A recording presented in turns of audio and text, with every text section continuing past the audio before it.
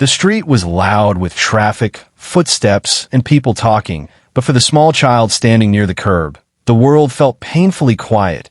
Cars rushed past without slowing down. People walked by with their eyes fixed on their phones or the ground. It was late afternoon, and the cold air cut through her thin clothes like tiny needles. She was no more than 7 years old. Her hair was messy, her cheeks were pale, and her hands were red from the cold. In her arms, she held a small doll. Its dress was torn, one button was missing, and the fabric was faded from time and dirt. The doll had once been bright and pretty, but now it looked tired, just like the child holding it. A few steps behind her, sitting against a wall, was her mother. The woman's back was bent, her face weak and hollow. She tried to look strong, but her body betrayed her. Hunger had drained the life from her eyes. She hadn't eaten in days, choosing instead to save what little food they found for her daughter. Every breath felt heavy, and standing up had become difficult. The child looked at her mother, then back at the people passing by. She had asked many before. Some ignored her completely. Some waved her away. A few looked uncomfortable and walked faster.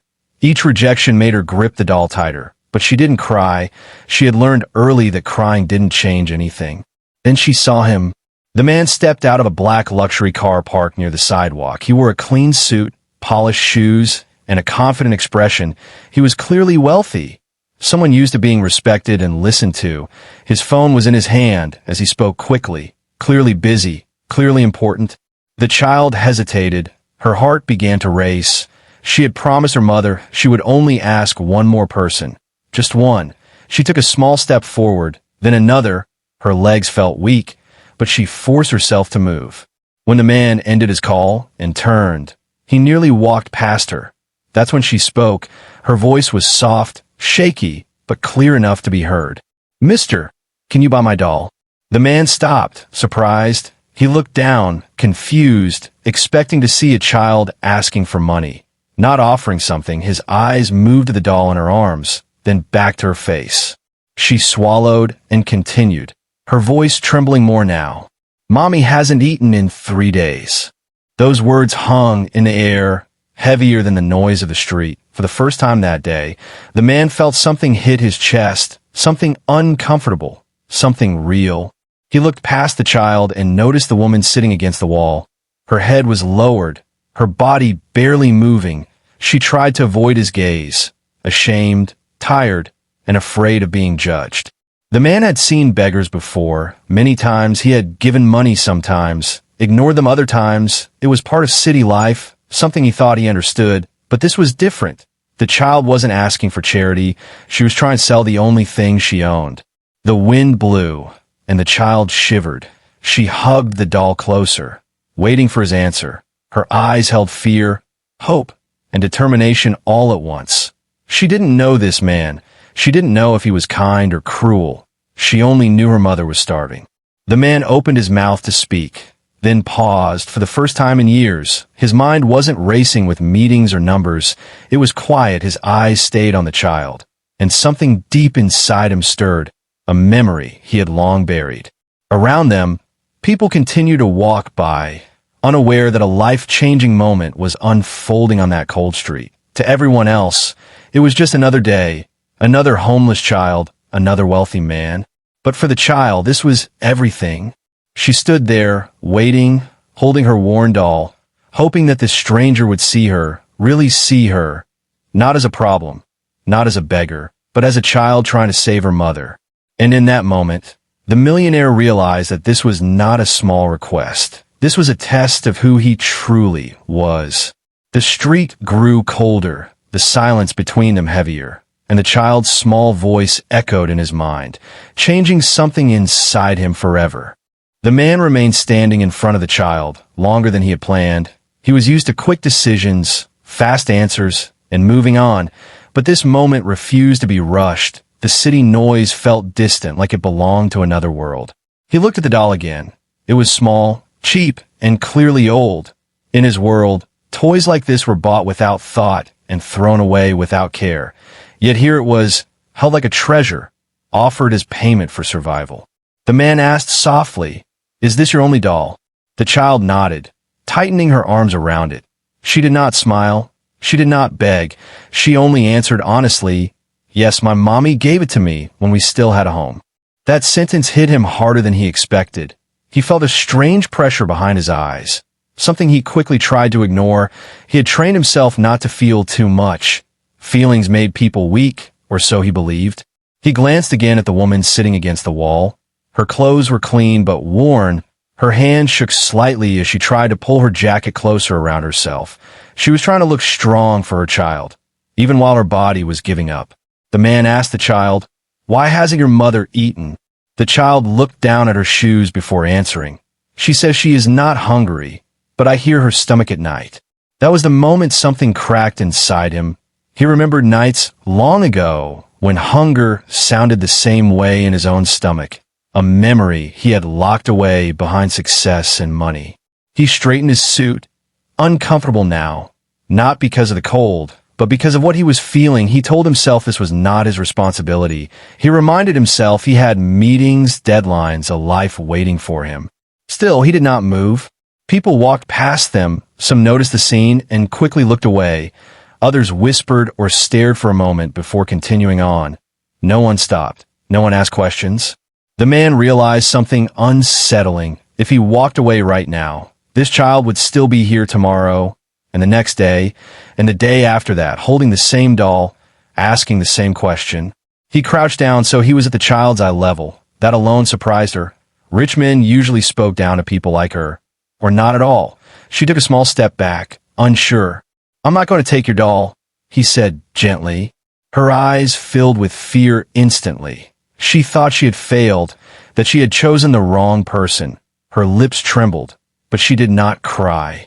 "I just wanted to know your name," he added. She relaxed slightly. "My name is Lily." He nodded slowly. Lily.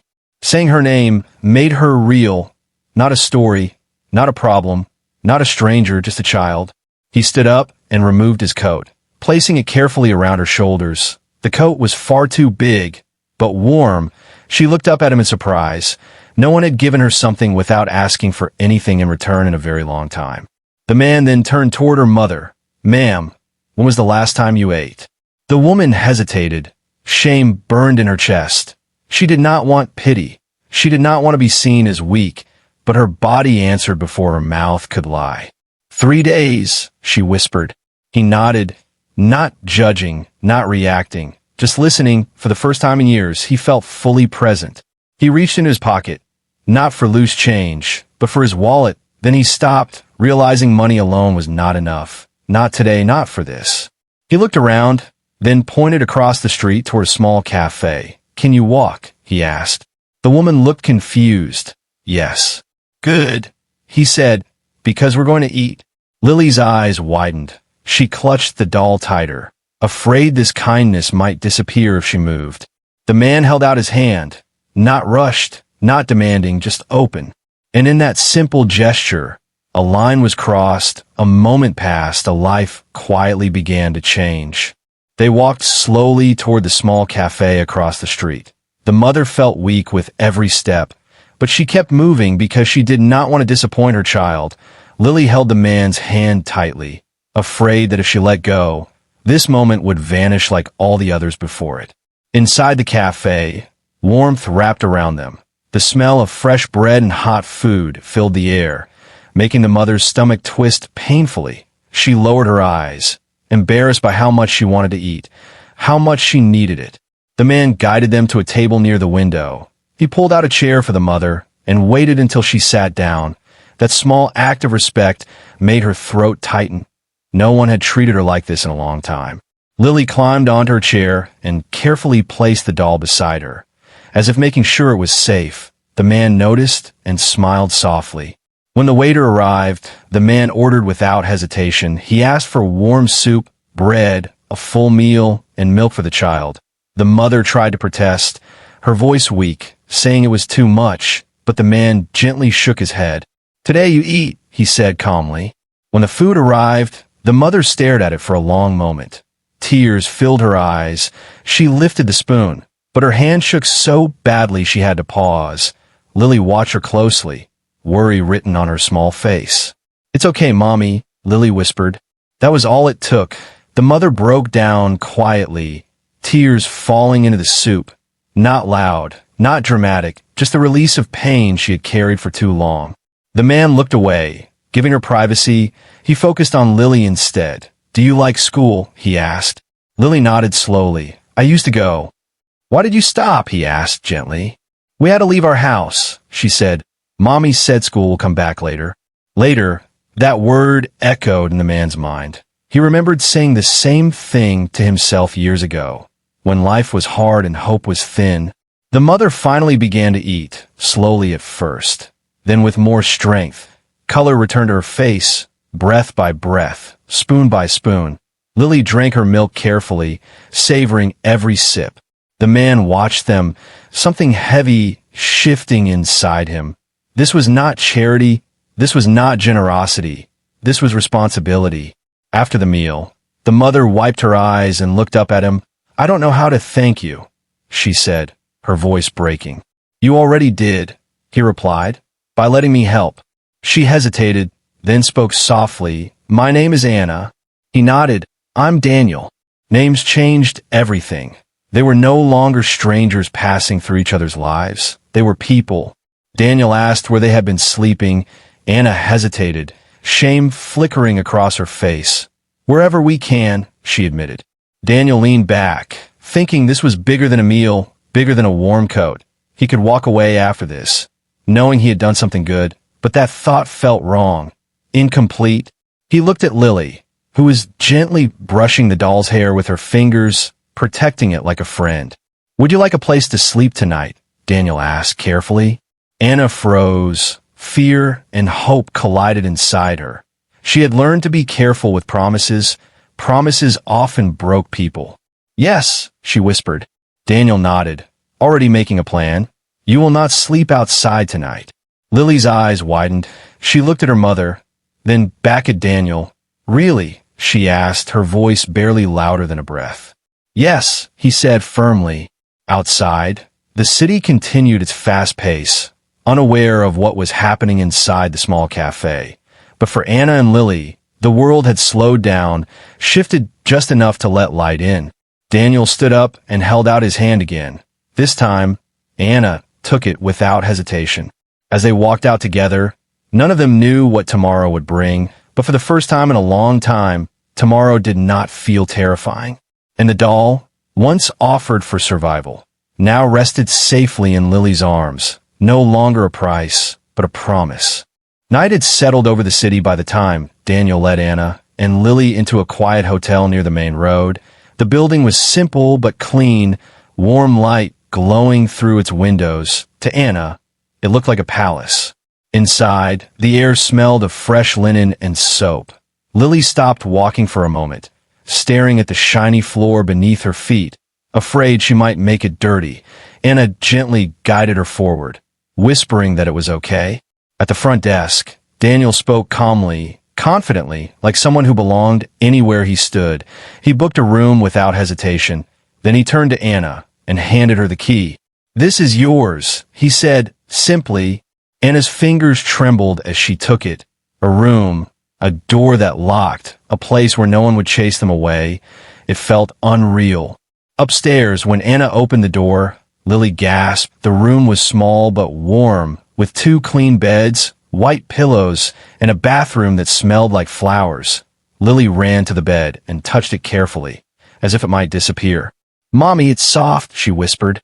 Anna pressed a hand to her mouth, holding back tears. She sat on the edge of the bed, overwhelmed by the quiet, the kind of quiet that felt safe. Daniel stood near the door, giving them space. He noticed how Lily placed the doll on the pillow beside her, tucking it in before herself. That simple act stayed with him. "I'll be back in the morning," Daniel said. "Rest tonight." Anna stood up quickly, fear flashing across her face. "Please don't forget us," she said, her voice small. Daniel met her eyes. "I won't," he replied, without hesitation. That night, Anna barely slept, not because of fear, but because of the strange comfort around her. Every small sound made her check on Lily, who slept peacefully for the first time in weeks. As she watched her daughter breathe, Anna allowed herself to think about tomorrow, a dangerous thing to do when hope had hurt her before. Across the city, Daniel sat alone in his apartment, staring out at the lights below. He should have been answering emails, preparing for meetings, living his normal life. But his mind kept returning to Lily's voice. "Mommy hasn't eaten in 3 days." The words refused to leave him. He remembered his own childhood, nights when his mother skipped meals so he could eat, memories he had buried under years of success. In the early morning, Daniel made calls, quiet but urgent. He canceled meetings, rearranged schedules, and contacted people he trusted. This was not a quick favor. This was a responsibility he was choosing. When the sun rose, Anna and Lily were already awake. Lily had taken a shower and wore clean clothes Daniel had arranged overnight. She looked at herself in the mirror, smiling shyly. "Mommy, I look like a normal kid," she said. Anna hugged her tightly, unable to speak. Daniel arrived shortly after, carrying breakfast. Lily ran to him, then stopped, unsure if it was okay. Daniel knelt down and smiled. Opening his arms, she hugged him without fear. After they ate, Daniel sat across from Anna. His voice was calm, but serious. "This is not just about today," he said. Anna listened closely, her heart pounding. "I want to help you stand again," Daniel continued. "Not depend on me, but rise." Anna nodded, tears sliding down her cheeks. "I want that too." They talked for a long time, about work, about skills, about what Anna used to do before life collapsed. She spoke about dreams she thought were dead. Daniel listened without interrupting. For Lily, the world had already changed. She sat on the bed, drawing with the pencil Daniel had brought.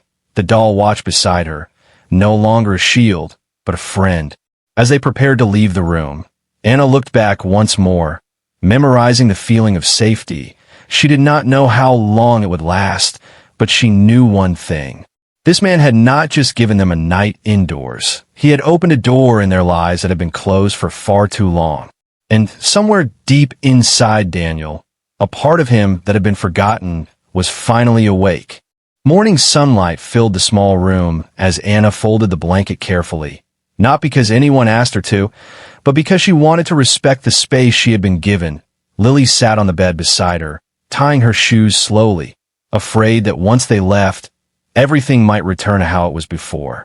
Daniel watched them quietly, noticing the small things, how Anna held herself a little straighter now, how Lily's eyes were brighter, how hope had begun to soften the fear in their faces. They left the hotel together and walked toward a nearby clinic. Daniel had arranged an appointment early that morning. Anna protested softly, saying she was fine, that others needed help more than she did, but Daniel shook his head. "Strength doesn't mean ignoring pain," he said. Inside the clinic, the smell of medicine made Anna uneasy. She had avoided places like this because she feared questions she could not answer. But this time was different. She was not alone. The doctor examined her carefully and confirmed what Daniel already suspected: severe exhaustion, dehydration, and malnutrition. Nothing that could not be treated, but dangerous if ignored. As Anna rested, Lily sat nearby, swinging her legs nervously. Daniel sat beside her. "Are you scared?" he asked. Lily nodded, then shook her head, then nodded again. "A little," she said honestly. "That's okay," Daniel replied. "Being brave doesn't mean not being scared." After the clinic, Daniel took them to a small clothing store. Lily hesitated at the door, overwhelmed by the colors and shelves. She had never been allowed to choose before. "Pick what you like," Daniel said. Lily looked at her mother for permission. Anna nodded, tears in her eyes. Lily chose carefully, touching each item as if it might vanish. For Anna, Daniel chose practical clothes suitable for work, nothing fancy, just dignity. Later, they sat in a park. Lily played on the swings while Anna and Daniel talked. She spoke about her life before homelessness, how she had worked in a small office, how one illness, one missed paycheck, and one eviction had started the fall. Daniel listened, not to judge, but to understand. He saw how easily life could break anyone, even someone strong, even someone careful. "You didn't fail," he said quietly. "You were failed." Those words lifted a weight Anna had carried for years. Daniel then explained his plan: temporary housing, job training, childcare support, education for Lily, not handouts, but stepping stones. Anna's hands trembled as she listened. "Why are you doing this?" she asked. Daniel looked at Lily, laughing freely on the swing. "Because someone once helped me when I had nothing," he said. That afternoon, they visited a small apartment Daniel owned, simple, clean, and close to public transport. He handed Anna the keys. "This is yours for now," he said, "until you don't need it." Anna covered her face and cried. Not from pain, but from relief. Lily ran from room to room, placing her doll on each surface like it was blessing the space. That night, they ate together at the small kitchen table. It was not a fancy meal, but it was shared. Lily talked excitedly about school. Anna talked about work. Daniel listened, feeling something he had not felt in years, belonging. As he left, Lily hugged him tightly. "Thank you for seeing us," she whispered. Daniel walked away slowly, realizing something important. Wealth had given him comfort, but this had given him meaning, and far above the city lights, hope quietly settled into a small apartment, where a child slept safely with her doll, and a mother dreamed of tomorrow without fear. Life did not become easy overnight, even with a roof over their heads. Anna woke up each morning with fear sitting quietly in her chest. Fear had been her companion for too long to disappear quickly. The apartment was small but warm. Sunlight came through the window each morning, and Lily loved watching the light touch the walls. Pretending it was painting pictures just for her, she still slept with the doll close to her chest, as if it might protect the new life they were building. Daniel visited often, but never unannounced. He wanted to help, not control. He brought groceries sometimes, but mostly he brought guidance, introductions, and opportunities. Anna started job training at a local office Daniel had partnered with. The first day, her hands shook as she filled out forms. She was afraid of failing, afraid of being seen as broken. The supervisor greeted her kindly and treated her like any other employee. That simple respect gave Anna strength day by day. She learned, made mistakes, corrected them, and slowly began to trust herself again. Lily started school the same week. On her first day, she refused to let go of her doll until Anna promised it would wait for her at home. Lily worried that if she left it behind, everything might disappear. At school, Lily was quiet at first.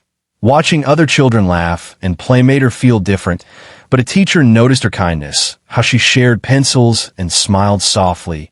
Soon, Lily made her first friend. Not everyone was kind. Some parents whispered. Some children asked questions that hurt.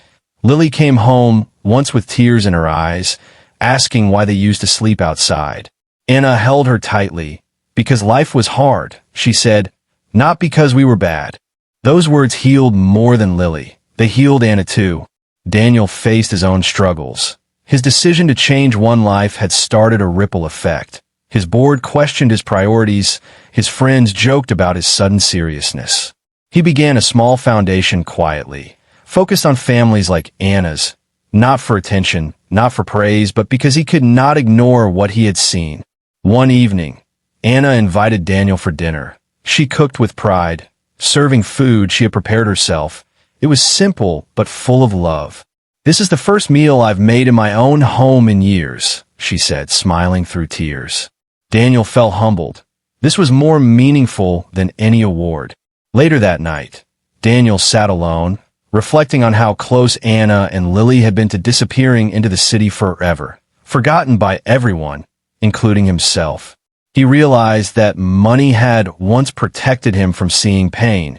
Now it forced him to see it clearly. Weeks turned into months. Anna received her first paycheck. She held it carefully, as if it might vanish. She used it to buy groceries, pay bills, and save a small amount.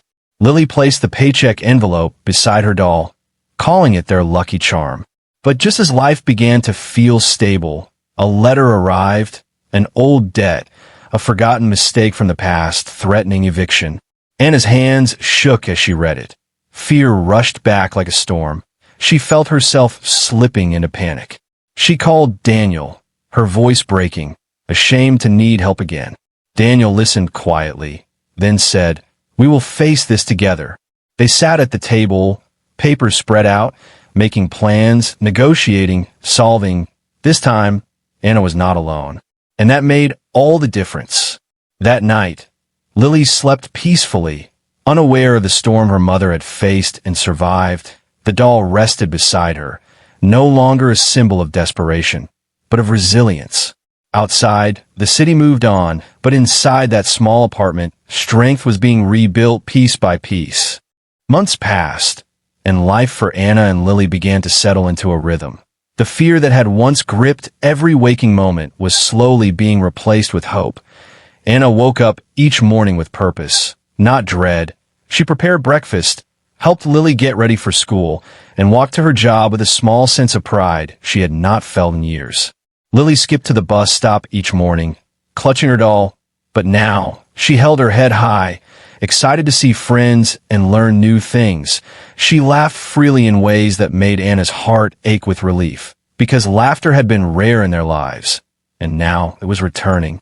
Daniel continued to visit, but no longer as a stranger with a handout. He was a guide, a mentor, and a friend. He helped Anna set goals, applied for programs that could support her long-term, and encouraged her to dream beyond survival. One afternoon, Daniel surprised them both by taking them to a community center. There, families gathered, sharing stories, helping each other. Anna felt a strange sense of belonging, realizing she was not alone, that her struggles were shared by many, but that hope and support existed if she reached out. At the center, Lily's eyes widened as she saw children painting, playing music, and reading books. Daniel knelt beside her. "You can try anything here," he said, smiling. Lily hesitated, then slowly joined a painting class, her small hands trembling as she held the brush. But she painted with care, creating bright flowers on a blank page. Anna watched, tears filling her eyes, because she realized something she had never allowed herself to believe before, that her daughter could have a childhood filled with joy, not survival. Over time, Anna's confidence grew. She mastered new skills at work, learned to budget, to plan, and even started helping other struggling mothers in the neighborhood. People who had once ignored her began to notice the change, seeing a woman rising from despair, not hiding from it. One evening, Daniel came to visit, carrying a small box. Inside was a dollhouse for Lily, complete, colorful, and carefully crafted. Lily's eyes lit up. She ran to it, hugging it tightly, but she then paused, looking at Daniel with wide eyes. "Why do you do all this for us?" she asked softly. Daniel smiled. "Because I can," he said simply, "and because someone once helped me when I needed it too." That night, as Anna tucked Lily into bed, she held her close, feeling a warmth she had thought impossible. "Mommy, I think our lives are really changing," Lily whispered, holding her doll. Anna nodded, hugging her tighter. "Yes, baby, and it will only get better." Outside their apartment, the city carried on, oblivious to the transformation inside. But Anna knew, and Lily knew, and Daniel knew, that a small act of kindness had grown into something larger than any of them could have imagined. Anna began volunteering at a local shelter, helping women like her, teaching them that dignity and hope were possible even in despair. She shared her story quietly, not for attention, but to inspire. The women listened, some crying, some smiling, all learning that survival could lead to thriving. Daniel watched from a distance sometimes, silently proud, realizing that what had started as a simple act of buying a doll had created ripples far beyond the street corner where it all began. And Lily, the child who once held her doll for survival, now held it as a symbol, a reminder that life could be better, that kindness existed, and that one small moment could change everything. In the quiet of that night, Anna and Lily lay side by side, dreaming of the future, and for the first time, their dreams were filled not with fear, but with hope, laughter, and possibility. And somewhere in the city, Daniel walked alone, knowing that what he had done was more than charity. It was humanity in its purest form, a chain of life-changing kindness that would continue for years to come. Life had changed for Anna and Lily in ways they could hardly have imagined months ago. The small apartment that once felt like a dream now felt like home. Each corner held memories of laughter, meals, and quiet talks. The walls, once bare, now carried drawings, photographs, and reminders of progress. Lily woke up early, as usual. Hugging her doll tightly, she ran to the window, excited to see the sunlight. Birds chirped outside, and she whispered to herself, "Mommy, everything feels happy today." Anna smiled, watching her daughter, feeling a lightness she had not felt in years. She had learned to cook well, to organize her time, to balance work and care for Lily, and she had learned to believe in herself again, not as someone surviving, but as someone capable. Daniel visited that morning, as he often did, but this time he brought a surprise. A small group of people had joined him, volunteers, teachers, and families who had once been helped themselves. They came to meet Anna and Lily, to hear their story, and to offer continued support. Anna felt overwhelmed, her hands trembling. She had never imagined her life would touch so many. She realized that kindness could grow, spread, and return in ways she could not have foreseen. Lily ran to the group, shy at first, then curious. They knelt to her level, showing her books, toys, and games. Her laughter filled the room. Ringing like music, Anna watched, tears running silently down her cheeks. Daniel pulled Anna aside. "Look at what you've done," he said softly. "Your courage, your love for Lily, it has inspired all of us." Anna shook her head. "I didn't do it alone," she said, thinking of Daniel, the doll, the first meal, the night she had thought she would fail. "It started with someone seeing us, really seeing us." Daniel smiled. "Exactly," he said. "Sometimes all it takes is one person to notice, to act, to believe." Later that day, Daniel took Anna and Lily to a small park near the city center. The three of them walked slowly, hand in hand, Lily pointing at flowers and chasing butterflies, laughing freely, completely without fear. Daniel stopped and looked at them, thinking about the journey, about the cold street where Lily had first held her doll, about the fear in Anna's eyes, and about the transformation that had begun with a single act of attention and kindness. He realized that life's true value could never be measured in money alone. It was measured in moments like these, moments that changed futures, created hope, and inspired action. Anna knelt to Lily's level, brushing her hair away from her face. "Do you know what's amazing?" she whispered. "We are not just surviving anymore. We are living." Lily hugged her mother tightly. "Yes, Mommy, we are really living." Daniel watched, feeling a deep satisfaction he had never known. He had given them shelter, food, and guidance. But what he had truly given them was belief. Belief that life could be good, that people could be kind, that even the smallest acts could create ripples that reached far beyond imagination. As the sun set, painting the sky in shades of orange and pink, Anna and Lily returned to their apartment, smiling, hopeful, and stronger. The doll rested on Lily's bed, no longer a symbol of hunger or fear, but of survival, love, and a new beginning.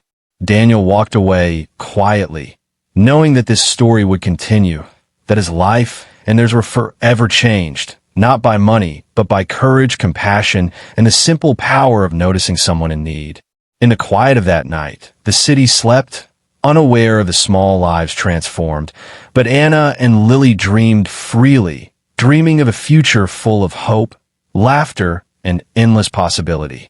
And somewhere in that city, the echo of one small voice, a child holding a doll, would continue to inspire anyone who listened, reminding the world that even the smallest act of kindness can change everything.